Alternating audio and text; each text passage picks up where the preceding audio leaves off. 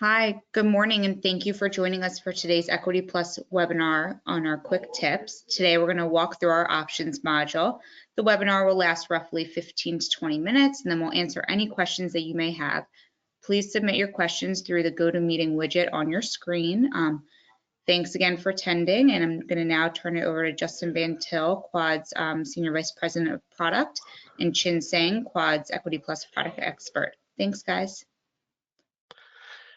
Thanks, Michelle. Good morning, all. Another of our monthly webinars, also a day of a sea of red, a lot of market volatility. So thanks to the many that are joining us today as you're balancing everything you have to do today. So we're going to spend, this is going to be one of the shorter calls. I think last time we spent about a half an hour. I think this presentation, we're going to go deep into the streaming options capability, and Chin will walk you through some best practices, use cases, and so forth. I just want to spend a second and give you some context. So for those looking to trial this or other partners that are on it, we have many of our users are here, but others that may not have the context. This is our digital front office application, Equity Plus. You're viewing the real-time component of that, and we'll be looking at real-time streaming options today. Our objective is to leapfrog, traditional workstation that was quotes, charts, news. We're trying to create a lot of value-added content and functionality to meet your workflow needs. So if you think about this, as you view this today, as we have both users and potential users, please ask questions, put it through, and I'll try to address and ask Chin as many as we can. If not, if you send them, we will capture it and get back to you within the next couple of days with a specific answer. And then largely, if there's current users that would like to trial this and you're not using this module, please reach out and we'll get you set up. Lastly, the reason we saw our third call of our monthly series, and the first two have been excellent as we've looked at time and sales and equities and charting capabilities. And I think one of the big benefits, hopefully, is to you is some tips, best practices that Chin can share. From my standpoint and our firm in trying to figure out our the product roadmap and what sort of innovation we deliver to you, especially within this real-time capability of Equity Plus, as we look to add options analytics or premium content with news for a trader or portfolio manager, or advanced charting capabilities, or added book depth. A lot of the prioritization of what we are going to deliver, whether it be Q2 or Q3 to Q4, is based on a lot of feedback from our customers. So, the more you share with us, the better. I guess that's about it from my standpoint. I'd like to introduce Chin, who's done a great job the first 2 months, and you'll be hearing a lot of Chin throughout the year as we show you more and more of our digital front-end capabilities. So Chin, today we're looking at streaming options, real-time streaming options capability. So if you could first summarize the general capabilities we have, and then launch into some of the efficiencies that you provide, and then maybe later on we could talk about various use cases, whether it's for the trader, the hedger, hedging positions, or use and compliance. But give everyone a high-level overview of the capability, please. Sure, definitely. Thank you very much, Justin. So as always, let's jump right into it. We're going to start with the Quad Equity platform, as you see here on the screen. On top of the platform, you see the menu bar, and if you are entitled for options, you will see a options tab there. You can click on that, and that'll bring up the option streamer. And the other way of bringing up an option streamer is going to the watch list that you have and pointing your mouse to any ticker and right mouse clicking, and then a menu is going to pop up, and then you want to choose option streamer from there, and that'll do the same exact thing by bringing up the option streamer. And once you have the option streamer open, you're going to see here in the upper left-hand corner, this is the ticker box. And that's where you're going to enter the root ticker.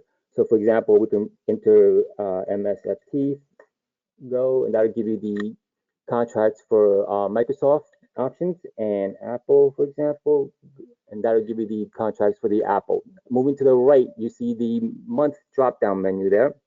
Currently, the option chain is showing the March contracts. If you want the April contracts, you would choose April, click go, and that will populate the April contracts for Apple options. Moving further to the right, we have the contract filter here. Now, I think that this particular option contract is underutilized by a lot of users. From here, you can actually basically exclude any data that you don't want. So for example, if you're only interested in calls, you can uncheck the puts, click go, and that will only show you call options for Apple. And one of the more popular items is to just narrow your strikes to 10 strikes, for example. and that'll only give you options within 10 strike prices. And the reason why you have more than 10 contracts here is because there are multiple strikes with the same with different expirations. For example, the 128 strikes, I'm sorry, 123 strikes has 1, 2, 3, 4, 5 of them. And within the contract filter, that I think that a lot of people do not know about is that if this is the type of view that you like, for example, you only want to see 10 contracts, because seeing 10, I'm sorry, 10 strikes. When you set it to 10 strikes, that excludes all the out of the money, a lot of further out options. So that don't trade much, so you can actually narrow it down and be more concise in your work. But you can actually save this. There's a save option here. So when you click on the save option, what's going to happen is that it's going to say contract filter, save, go. And each time now, if you go and pull up the option streamer, it is going to bring up only 10 contracts. So you don't have to constantly go into the contract filters to change the strike count, if you will. Let's go. I can show all for now. And below that here, we give you the root ticker here, Apple, and how it's trading. That's just so that you know when you're looking at different option contracts, what the underlying is actually doing for the day. And then below that, we're showing you the detailed quote. Currently, it's showing Apple, but if you go down to the chain itself and double click on any chain, that'll bring it up into the detailed quote area. And from there, it'll give you more information with regards to the last trade, bid, offer, high, low for the day, open interest, etc. So now we move down to the option chain here. On the option chain here, we give you 3 views basically. So we have the side-by-side view, which is the default view. It's just basically showing you the calls on the left-hand side, and in gray, all the put for the main contracts of Apple. And then there's a view 3 option here. The view on the bottom, the view 3 option basically just shows all the calls on top. And if you scroll down, you'll see all the puts on the bottom. And then to the right of that, you have the view 4. And this just basically alternates between call and puts of the same strike price with the same expiration. So let's go back to the side-by-side view, which is the default view. And let's take a look closer at the option symbol itself. So now, ever since the OSI initiative, the OSI standing for Option Symbology Initiative, when they changed the option symbols a few years back, the option symbol now basically contains a full description of the actual option. So what that means is that, for example, on this particular option, Apple, the ticker is actually Apple, AAPL space 21, which is the year, and then you got 21 again, which is the day of expiration, and then you get E standing for the option symbology codes for the month.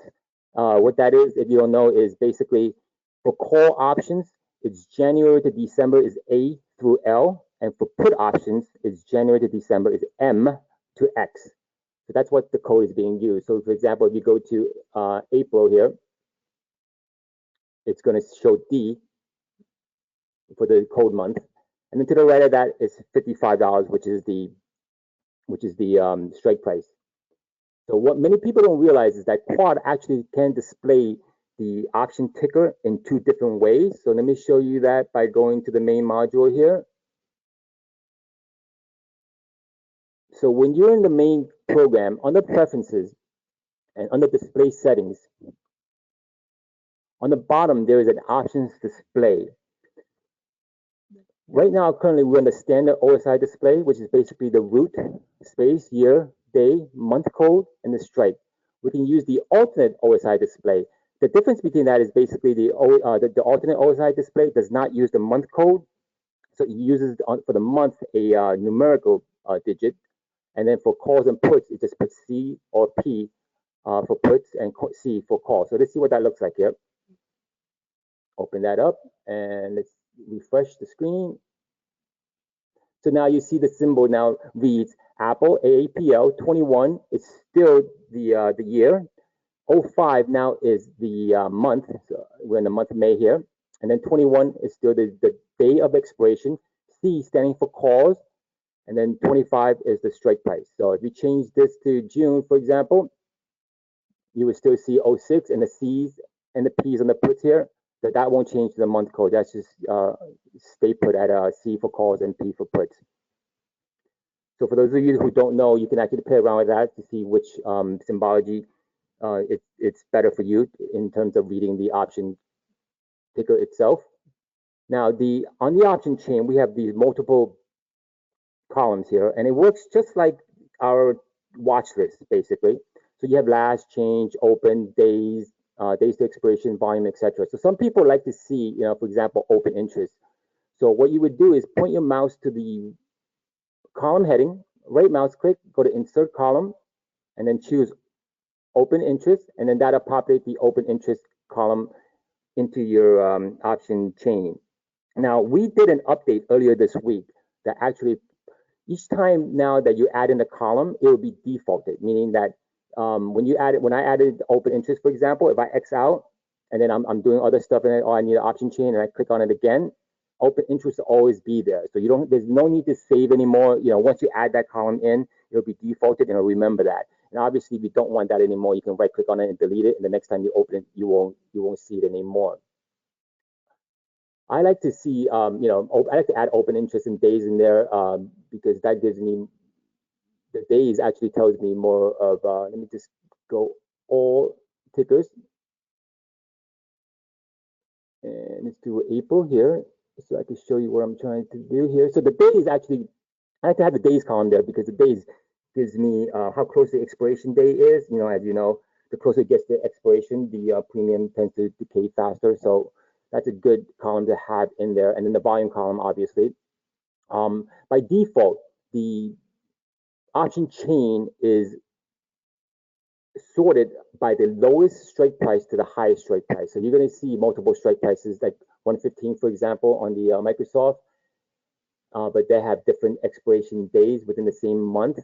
One thing that you could do for a different view that I like to do is under the contract filters here, I like to view by days to expiration. So I could go on that.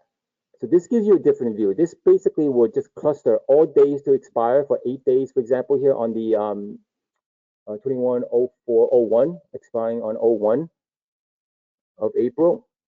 And you scroll down here, you're going to see the clustering of this 16 days to expiration. So it basically clusters all the expiration, all the contracts are expiring on the same day together, and that's a different view. I think that's useful to use sometimes. Now, for everybody that's entitled, yes. Okay. After what you're continuing with, this is excellent, especially in the context of trading and hedging portfolios. Question that how we link this into what often be more of a compliance oversight context. Would that be more in the time and sales of options? And how do you kind of segue from this real-time view to a look-back view? Yeah, definitely. Compliance. So, whoever's enabled for options, they are actually automatically enabled for options time and sales. There's two ways of getting that. Actually, multiple ways of getting it. But the easiest way when you're already on the option chain is choosing a particular contract, right-clicking, and then choosing time and sales. Then that opens up the time and sales module here for options. Let me move that out of the way real quick. And then the other option, obviously, is to go on the main platform here and choose time and sales for options up there. By clicking on that, that'll bring you the same window up here. So the time and sales option is pretty much very similar to the time and sales in equities. So you have the ticker box there. That's the whole ticker again for the option symbol. And then under the display, you can display time sales in quotes or time and sales, which will only show you sales information, or time and quotes, which will only show you quote information. And under the days, the difference between the time and sales and options and the time and sales for equities is that under time and sales for equities, we actually have 40 days of history. On the option side, we only have 3 days of history. So basically, today's the 25th. It would go back to 24, 23 to 22nd. It would go back to. We are in the process of hopefully trying to add more history. A lot of the compliance guys have asked for that, and we're in the process of trying to beef up our hardware to hopefully get that in the near future. Excellent. And so interesting, a couple questions coming in, and Sure. there are questions I was going to ask and tee up, but thanks for bringing it in terms of like theta, gamma, delta, real-time Greeks.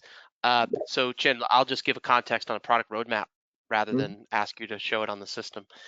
So for those advisors, traders, clients of ours that have asked, we were going to reach to you directly.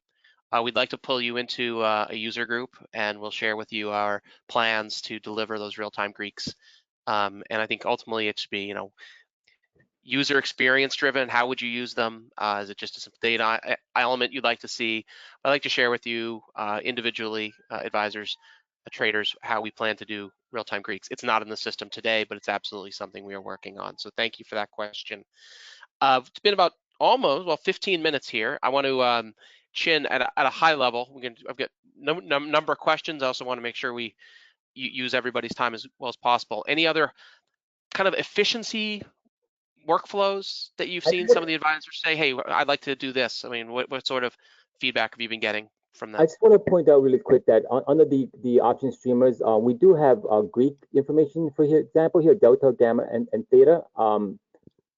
So I know that we are, like Justin said, we are working on options analytics, and we're hopefully we're exploring basically different ways of having that available and beefing up the options, because that's where a lot of people seem to be concentrating on now. So, but in the meantime, we do have those just some basic Greeks in here that you can add in the column here: delta, gamma, intrinsic value, time value, theoretical value, and then this is the I-val. So, just so you know that we do have some of them in there, but not everything, obviously. One quick thing in the essence of time, I want to just point out a subtle difference between our time in sales versus other competitors. This in this view, basically, it's pretty much like any other time in sales. It allows you to filter and whatnot, depending on the actual contract. But besides that, we actually have a function in here where we can actually just type in within the time in sales the root ticker, and it's going to ask you to choose a date. So just choose today's date. I don't know if there's any trading on this. So when you do that, it actually produces an option chain here. And this option chain is basically all the symbols, all the contracts of Microsoft. And from there, the parentheses is actually the volume traded. So from there, you can actually scroll down to see what volumes have traded already today. So, very quickly, you can see that the April 21, 217.5 puts have 250 contracts that's already traded and things like that. So you can see the clustering of contracts. So that's kind of useful a lot of times for traders to just take a quick look, and for compliance guys when they're looking to see if certain contracts traded or not, they can just see if the volume is actually there or not. That's excellent. So, and then for everybody, please keep in mind that we're showing you the digital front end, right? So Equity Plus is our digital front end. We also have capabilities for back office users where we'll access this data, firms and advisors that take end of day pricing, et cetera. And I think that's important because you think about Quad delivers the fuel, the feeds, but we also then represent a lot of the data that we source through digital front ends.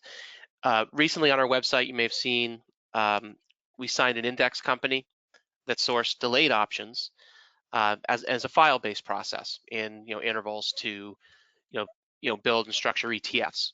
So I think the feedback I'd like to get, or share with you is that, to the extent that today you're seeing real-time streaming in our digital front end, for others on the call that may not be Equity Plus users, but partners and et cetera, the same fuel, if you will, is presented in bulk and then intraday, delayed or streaming as a file as well. So wanted to put in that context for everybody. Chin, is there anything else? I've got some of the questions that we have are really, really detailed, and we're just going to go to those advisors directly. I'd say advisors. Some are portfolio managers, some are traders, some are partners of ours. But I think it's good, given everybody's time, that some of these really detailed questions we'll go to directly. But thank you. Before I sign off, anything else, Jen, or we will talk to everyone in 30 days. What do you think? Yeah, no, definitely. Thank you, everyone, for attending, and for the detailed questions. We want you guys, your input into the future of options for our firm and where we're heading. So we're definitely very interested in that. So we definitely reach out individually to you guys to see what we can develop. Well, thank you, everybody, for your time, and have a great rest of your week. Thank you.